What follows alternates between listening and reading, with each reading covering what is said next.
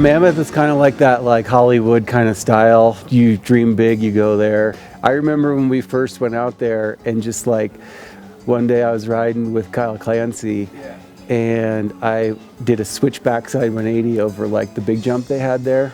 You know, it's like a 60-foot jump. We get to the bottom of the lift, and Andrew Crawford rolls up and was like, dude, that was a sick switchback side 180, and like got on the lift. And I was like, oh, cool. And Kyle's like, what? That was Andrew Crawford. He's like, he just did 100-foot switchback side 180 in his video part last year. Why is he telling you yours was cool? I was like, I don't know, dude. I guess I grabbed it.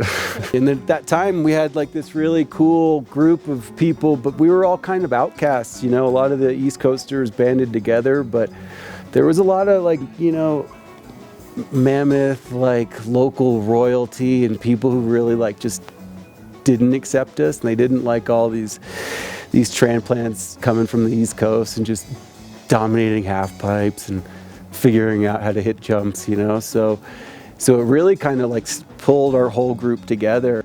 We're like kind of just family, really. I mean, it was just, we were always together. Like no matter what, we were always together. You know, holidays, this, that. It was just, so we were always just between traveling in the RV, being stuck in the middle of the country, broke down or something, to, you know, being at maybe one of the coolest parties, to, you know, it was like, you name it, we were there. Like, you know, Thanksgiving dinner down at the Jacksons, we were there, you know, like all sorts of stuff like that. He's probably one of the most generous people I've met, and like I said, if it's not just generosity, but it's just giving, like, you know, things away. It's just the opportunities that he was able to provide to so many people in so many different ways. The middle finger attitude, you know, there was something that just everybody saw and needed, you know, making him the right rider at the right time. I mean, here's this 18-year-old kid, this new age Jersey Devil, you know, coming out of nowhere. I would bounce between Lane's couch and Danny's couch, and I was never really going back to the place I was supposed to be staying in, and that's when they bought the gas station in June Lake, and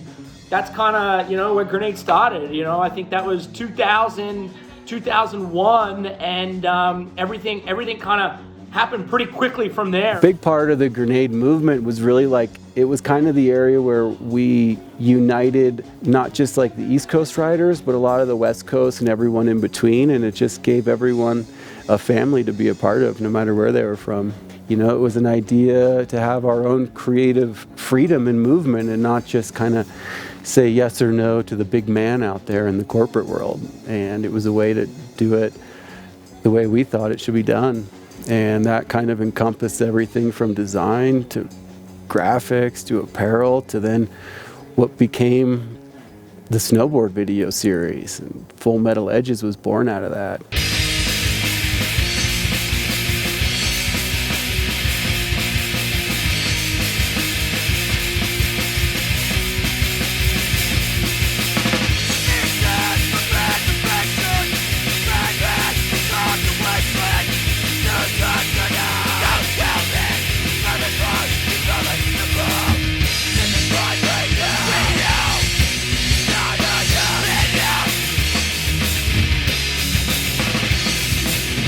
After like a few years of starting the company, we were supposed to have, I was riding for Mammoth Mountain at the time, and under my contract, I was like guaranteed some park shoot days.